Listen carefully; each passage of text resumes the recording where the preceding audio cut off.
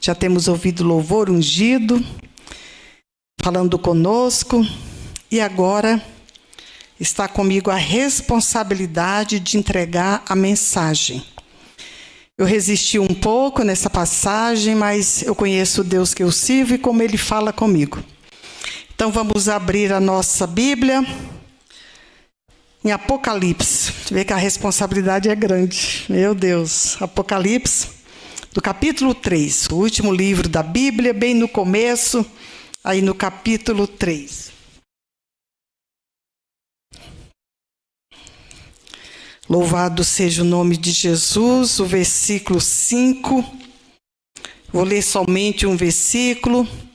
Louvado seja Deus pela vida de cada irmão que está aqui esta noite, cada irmã, para cultuarmos a Deus. Apocalipse capítulo 3 e versículo 5 diz: o que vencer será vestido de vestes brancas, e de maneira nenhuma riscarei o seu nome do livro da vida, e confessarei o seu nome diante de meu Pai e diante dos anjos. Amém? Podei vos assentar. O Senhor me deu o título, que esse título já está há dias comigo, que sejam alvo as nossas vestes espirituais. Amém? Louvado seja Deus. O apóstolo João, irmão, quando ele escreveu o Apocalipse, orientado por Jesus Cristo, o objetivo era encorajar os cristãos a resistirem o culto ao imperador romano e também estimulando os fiéis a permanecerem firmes diante das perseguições que eram muitas. Louvado seja Deus. Ao acompanharmos a história de Israel, povo chamado para adorar a Deus, assim como também o povo chamado gentílico, que somos nós, não descendentes de Abraão, o objetivo de Deus era que falar com este povo, cuidar deste povo. E no meio destes grupos sempre existiu o grupo dos fiéis e dos infiéis. Não é só agora. O povo diz, o mundo está realmente cada dia mais entrando, se afundando no pecado, mas sempre teve o grupo dos fiéis e dos infiéis. E Deus, no seu infinito amor, Ele sempre estava favorecendo a sua criação, com ordenanças, com amor, com perdão. Sempre o propósito de Deus era restabelecer a comunhão da sua criatura com o seu Criador. Sempre foi esse o objetivo de Deus. E a gente observa isso lendo a Bíblia, desde a primeira dispensação, a chamada dispensação da inocência, antes do pecado, até a dos nossos dias, a sexta dispensação, chamada de dispensação da graça, que Deus continua dando oportunidade aos infiéis de se arrependerem. Ele continua assim. E esta oportunidade, eu estava meditando nessa passagem, ela também é para nossas vidas. Somos servos de Deus, aceitamos a Jesus, mas continuamos com a velha natureza que às vezes quer prevalecer e continuamos sujeito ao pecado, mas Ele oferece este arrependimento, Ele oferece a oportunidade de nós nos reconciliarmos com Ele. Quando João, ele se dirige, orientado por Jesus, às 7 cartas à igreja da Ásia Menor, eu acho muito lindo que aqui em Apocalipse, no capítulo 1 e no versículo 4, a parte B, ele identifica de uma forma bem linda e preciosa o autor da revelação. E ele identifica o autor das 7 cartas quando ele diz, na parte B do versículo 4, ele diz: graça e paz seja convosco, da parte daquele que é, e o que era, e o que há de vir. Mas quem ele é? Eu li de um teólogo que ele disse que Deus não existe.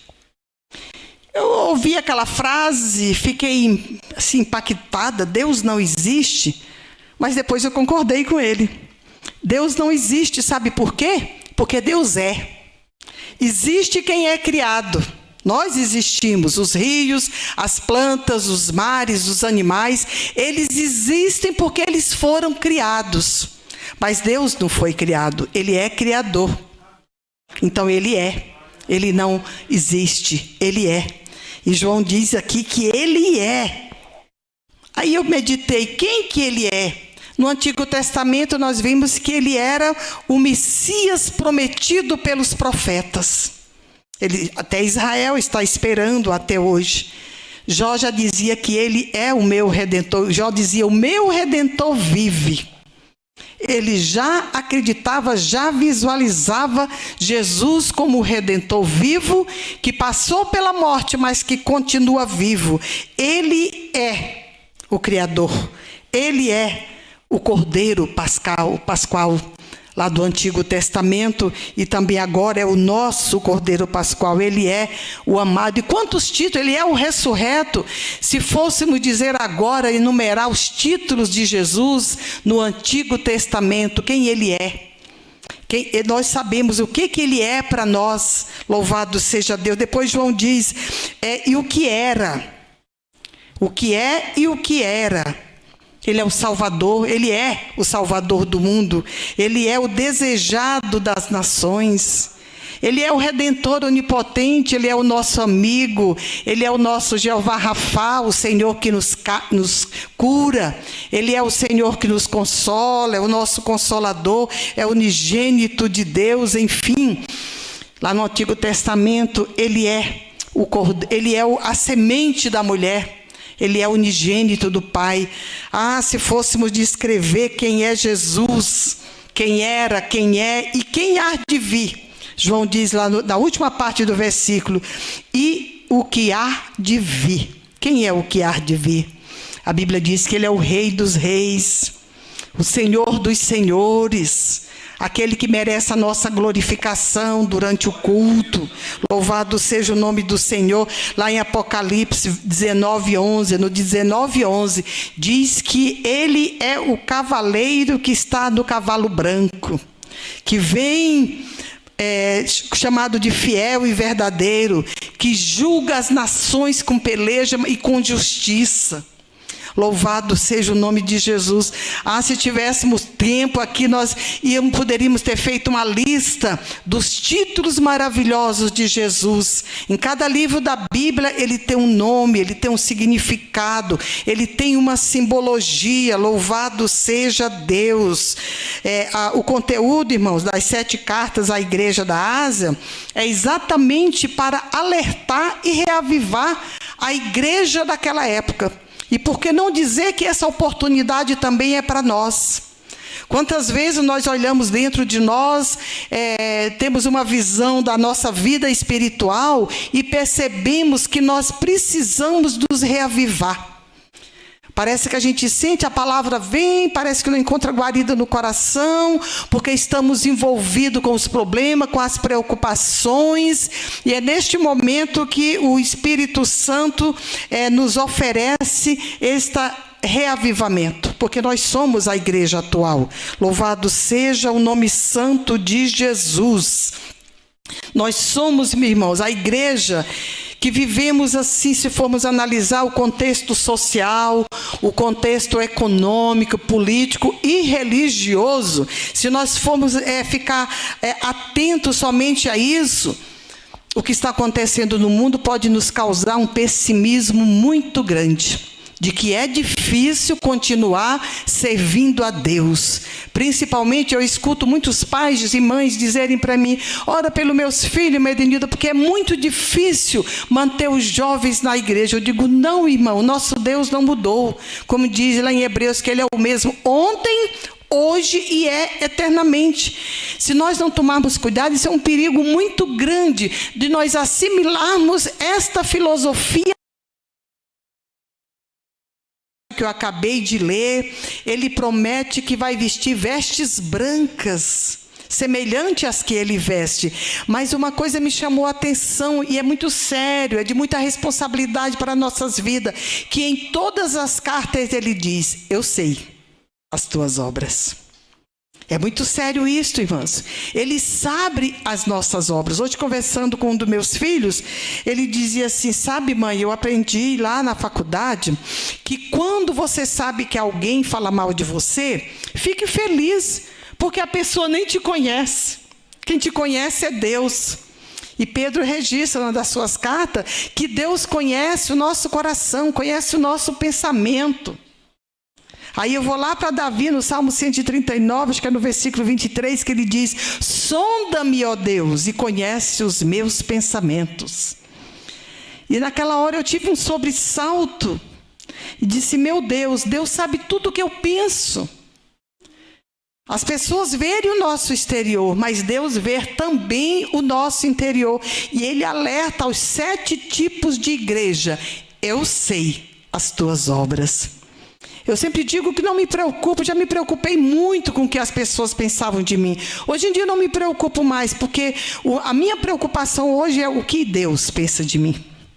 O que Deus pensa de mim. Então nós vemos aqui no versículo que eu acabei de ler, que ele diz: ao que vencer. Em todas as cartas ele diz: é ao que vencer, tem condição. Tem pessoas que estão aí determinando bênção para as suas vidas, mas ele diz que é ao que vencer, determinando bênção sem condição. Mas aqui tem a condição, é o que vencer. As igrejas as 7 igrejas, elas nos trazem assim, ensinamentos muito importantes. Mas como o nosso tempo é resumido, vamos analisar, refletir um pouquinho na igreja de Sardes. Quem era a igreja de Sardes? Diz que era o centro da idolatria da deusa Cibele. Veja só.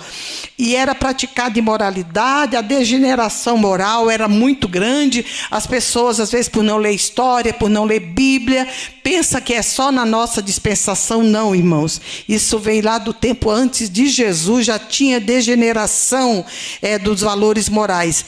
Aí algo me chama a atenção, irmãos, e Deus assim cobrou muito de mim nesse momento, porque mesmo nesse ambiente desfavorável, o apóstolo Paulo foi chamado e foi enviado para abrir uma igreja nesta cidade.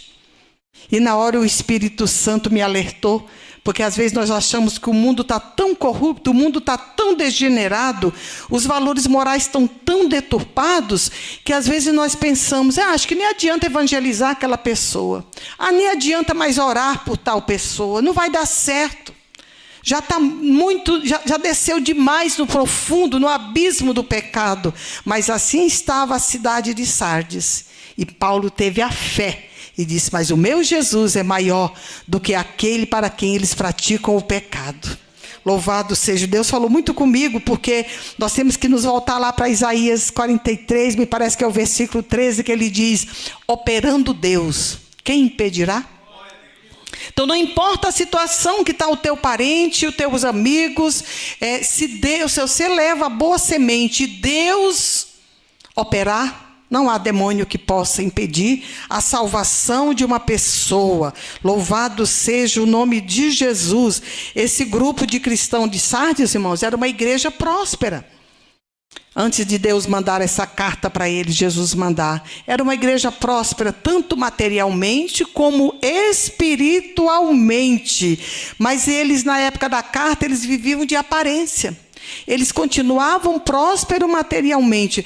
Mas se você ler a carta, eu aconselho que se tiver um tempo de ler a Bíblia, faça o tempo acontecer, leia as 7 cartas da igreja da Ásia, porque daí nós vimos que eles estavam mortos espiritualmente, outros, uns já tinham morrido espiritualmente, outros já estavam na UTI. Olha o perigo de nós nos identificarmos com a igreja que estava em Sardes. Era uma igreja avivada, mas a gente vê aqui, ela é a 5ª igreja que o anjo se refere a ela, dizendo que eles estão mortos. No versículo 1 ainda, que eles estão mortos, que tens nome de que vives e estais mortos. Olha o perigo. Louvado seja o nome de Jesus. Mas eu me alegro porque no versículo que eu li, no anterior, existia um remanescente.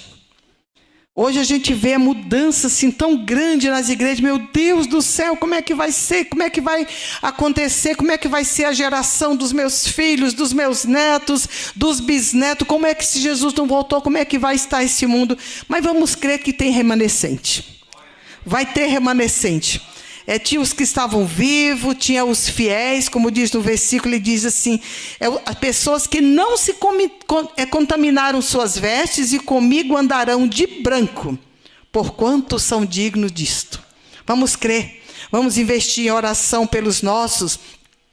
A igreja de Sardes precisava da ação do Espírito Santo para ser restaurada. Mas o Espírito Santo continua nessa dispensação, operando, convertendo os corações, trabalhando nos corações, para que se convertam a Jesus e sejam restaurados. Infelizmente, nos nossos dias, hoje a gente vê que tem muitas denominações que já tiveram histórias. Já fizeram história, mas hoje não fazem mais história. E não mudam, e mudaram a sua história, infelizmente. Infelizmente nós vemos isso, eles tinham história, mas já não fazem mais. Aí quando eu lia isso, eu me lembrava de um líder religioso, um homem que fez parte da Reforma. Eu não vou falar o nome para não identificar as igrejas, às vezes é falta de ética, né?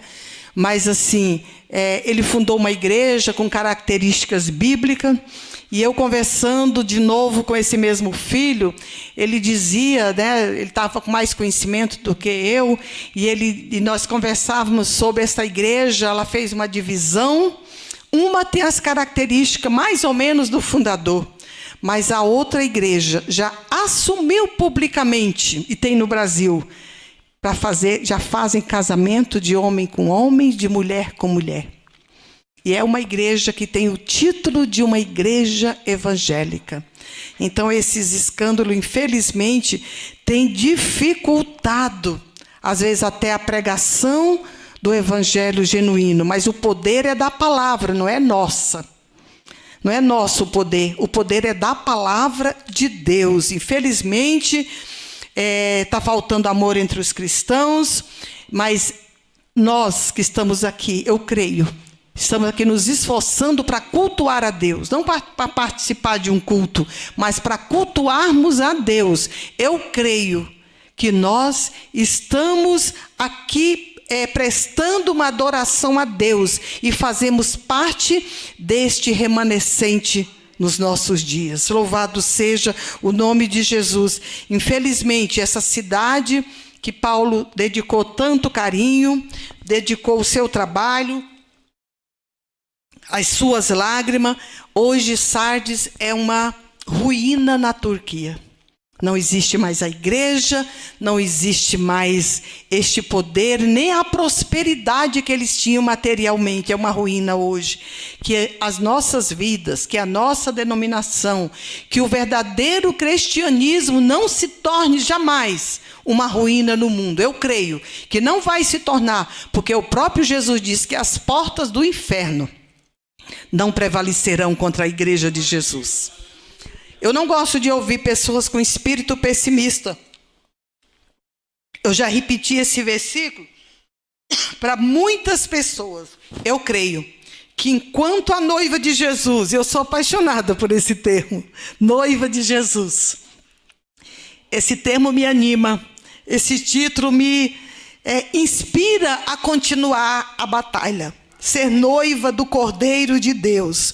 Então eu creio que assim como lá na visão de Ezequiel, do vale de osso seco reviveu, Deus pode, irmãos, trazer restauração para a igreja de hoje. Eu estava me trocando, me arrumando, de repente eu senti como se uma flechada no meu olho esquerdo, e eu estou com dificuldade até de visão por causa disso. Não vi o que era, mas já orei, já repreendi, e não foi essa a desculpa que eu achei que seria uma justificativa para passar a palavra para outra pessoa. A responsabilidade Deus colocou nos meus ombros, e eu estou com dificuldade de ver por causa disso.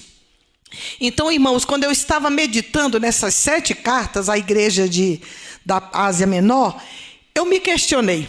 E eu disse, Deus, se o Senhor fosse escrever uma carta para mim, como é que seria essa carta, Jesus? Com qual carta se parecia? Com a igreja de Sardes, com a igreja... Eu queria que fosse com a de Filadélfia. Mas se fosse com a igreja de Laodiceia, com a igreja de Esmirna, eu não sei.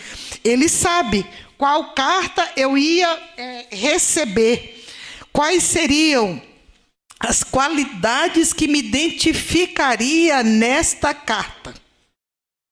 É responsabilidade, né, irmãos? Vamos responder para nós e para o Espírito Santo qual é a carta que ele escreveria para nós. Louvado seja o nome de Jesus. E Apocalipse 3:4 diz que são vidas, pessoas que não se contaminaram e que as suas vestes são brancas. Então aqui, irmãos, esta promessa é para se cumprir após o arrebatamento. Esta promessa é para os que não se contaminaram. Qual grupo nós estamos esta noite? O grupo dos que se contaminaram? Ou o grupo dos que não se contaminaram? Eu não posso responder por vocês, nem vocês por mim. Mas eu, com o Espírito Santo, podemos chegar à conclusão, meu Deus, escreveria a carta de que eu estou morto espiritualmente? Ou que eu estou na UTI? Ou que eu estou muito enferma? Qual é a carta que eu receberia de Jesus? É uma reflexão muito séria que nós temos que sair daqui esta noite com a resposta. A igreja de Sardes, que João escreveu mais ou menos no ano 90, 96 depois de Cristo, ela foi considerada como uma igreja fria, como uma igreja insensível. Mas ela foi convidada a ser vigilante. E nesta noite o Espírito Santo nos convida e nos alerta também a incentivarmos os nossos, a pregarmos para os nossos. Meu marido está aqui e é testemunha. Quando eu estou com meus filhos, muitas vezes o assunto é a palavra de Deus. E eu amo, Felipe, quando o Anderson chega em casa, porque daí ele tem sede de falar das coisas de Deus. Aí junta com a minha sede e nós ficamos conversando, falando coisas, e aquilo que eu queria que os outros ouvissem, eu aproveito essas oportunidades e fico ministrando para eles. Porque a responsabilidade de evangelizar os filhos são nossos, irmãos. Ah, mas já cresceram, estão casados, não tem problema. A responsabilidade é nossa. Eu sempre me lembro de Isaías, acho que é 8:18, que ele diz lá, eis-me aqui, Senhor, com os filhos que me deste. Isaías, se você analisar aquele contexto, você percebe que ele já estava visualizando o arrebatamento da igreja. Então, pela fé, meus irmãos, visualize o arrebatamento da igreja e diz, eu e a minha casa estaremos lá em nome de Jesus. Visualize, guerreie por isto, e você verá que o Senhor vai aprovar a sua fé. As promessas aqui dos que venceram, irmãos, é muito linda as promessas. Eu estava olhando lá no capítulo 2, o versículo 7, que diz que Jesus vai nos alimentar com a fruta da árvore da vida. Lá em Gênesis 2, me parece que é o 17, eles foram proibidos, Adão e Eva foi proibido de comer o fruto da árvore da vida. Mas aos que vencerem aqui, terão o direito de participar desta fruta, sendo servida para Jesus. É claro que isso só vai acontecer depois do arrebatamento, mas lá nós receberemos a coroa que Deus vai nos dar, lá nós seremos livres para sempre do fogo eterno, porque quem não vencer vai participar do fogo eterno. Lá o nosso nome vai ser lido no livro da vida. E eu li esses dias que Deus disse que nós vamos receber um novo nome, que só Ele e nós saberemos. Quantas pessoas não gostam do seu nome, né? Às vezes põe até um apelido porque não gosta do nome, mas o nome que Jesus vai nos dar, eu tenho certeza que nós vamos gostar. Louvado seja o nome santo de Jesus. Então, irmãos, vamos tomar cuidado, porque nós não servimos a um Deus ausente, não servimos a um Deus que nos abandonou. Ele diz lá, eu sei as tuas obras, eu sei, eu conheço o teu coração. Será que nós podemos dizer como Davi, sonda-me, ó Deus, e conhece os meus pensamentos? Será que podemos? São respostas que nós temos que dar ao Espírito Santo de Deus. Que saímos daqui essa noite, que o foco é a soberania de Deus. Ele é soberano. Nós não devemos, às vezes a gente começa a se angustiar. Eu já não gosto mais nem de ouvir notícia. Nós começamos a nos perturbar com a violência, com o derramamento de sangue, é morte, é vírus. Mas tudo isso é a consequência do pecado. Nós, para amenizar a nossa angústia, nós temos que ficar blindando a nossa vida e a vida dos nossos com o poder da oração. O poder da oração blinda, o poder da oração protege, o poder da oração a gente escuta. O Ged, cadê o Ged? Ele contou um testemunho aqui, aí está ele ali. Ele só contou um testemunho, mas ele esqueceu de um testemunho muito lindo. Quarta-feira que vem ele vai contar. Eu não vou contar agora para ele, não. Mas é o poder da oração. Deus assim se importa com os mínimos detalhes. Ó, Ged, quarta-feira você esteja aqui contando esse outro testemunho. Senão eu vou vir contar para você, porque é um testemunho grandioso, a forma linda como Deus trabalhou. Aí você percebe que Deus está cuidando de nós nos mínimos detalhes, Ele vê tudo que nos acontece. Então nós não temos que ficar assim tão preocupados, porque Deus já enviou o melhor que Ele tem no céu. Eu vejo as pessoas às vezes pregando, dizendo que Deus ainda vai mandar o melhor, o novo, o mais importante. Ele já mandou.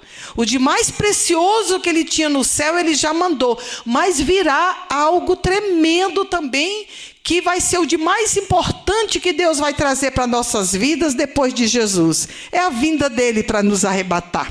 E nós estamos aguardando quem está preparado, porque, irmãs, eu creio que o nosso futuro... Aí, às vezes me preocupo com as coisas, mas eu tenho uma visão otimista. Não sei se vocês já perceberam, mas sempre que eu prego, eu tenho uma visão otimista, que as portas do inferno não vão prevalecer contra a minha família, contra a minha vida, contra a igreja de Jesus, porque o nosso futuro, irmão, não está na mão de Satanás. Se tivesse, ele já teria nos destruído. O nosso futuro não está na mão do cientista para descobrir vacina. Isso é importante. Deus vai entregar a receita, o segredo, na hora que Ele quiser. Não está na mão do cientista, porque muitas vezes eles mesmos se contradizem com as suas teorias.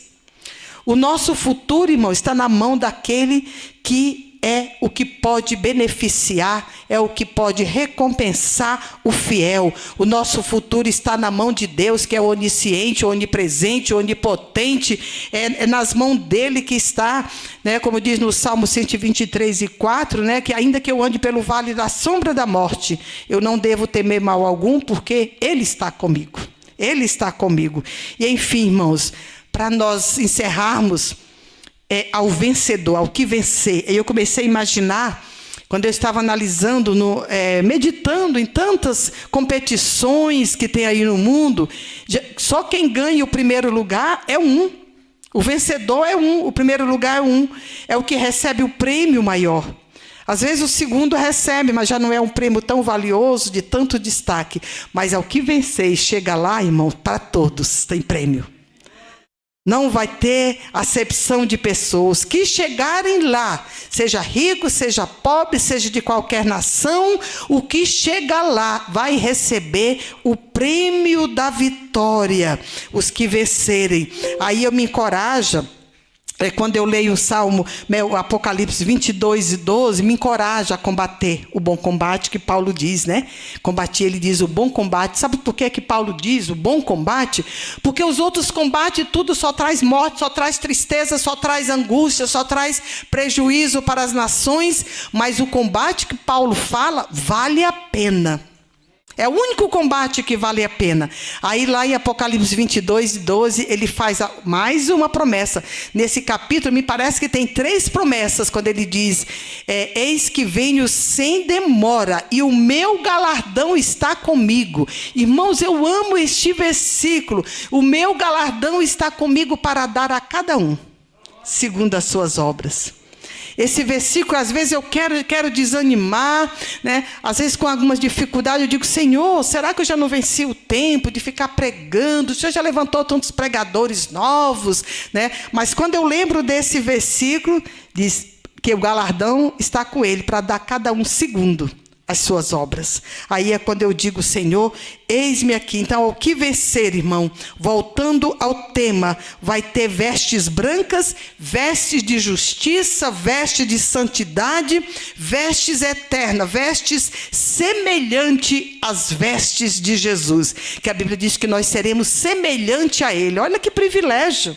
Ser semelhante a Ele, participar do arrebatamento. E quando eu estava analisando sobre arrebatamento, eu comecei a visualizar que momento lindo, irmãos. Que viagem linda. Quantas vezes fazemos viagem aqui pela terra. Ai, que lugares lindos. Eu vi tanto lugar lindo, vi lugares apaixonantes, vi lugares inspiradores. Aí eu fiquei imaginando quando nós formos arrebatados, a viagem até chegar no salão, na mesa, que vai ser celebrada as bodas do Cordeiro. Primeiro vamos participar do tribunal de Cristo, e após recebermos este galardão, a Bíblia diz, e eu vi, irmãos, nova convertida, há 48 anos atrás, eu não entendia nada de Bíblia, estava saindo da adolescência, mas eu vi a mesa que vai ser celebrada as bodas do Cordeiro. Eu só vi o começo, ela não tinha fim. E Jesus, ali não vou contar agora o testemunho, e Jesus conversou comigo. E quando ele me mandou de volta, eu não queria vir, mas ele disse para mim, que é outra passagem da minha vida que me dá inspiração. Ele disse, você vai voltar, porque eu preciso que você volte. Um dia você virá para cá. Eu preciso, e quando eu quero desanimar, eu recebi um convite esses dias, que é um grande desafio para a minha vida, mas eu não pude dizer não, porque ele disse para mim, eu preciso que você desça. Então, se ele precisa de mim, eu pago as consequências, mas eu digo, Senhor, eis-me aqui, usa-me para aquilo que o Senhor quer que eu faça. Amém? Que Deus abençoe a cada um de vocês, que Deus abençoe as vossas congregações, as vossas famílias, e se você está triste essa noite, saia feliz, porque tem um galardão que te espera. Amém? Amém. Que Deus os abençoe.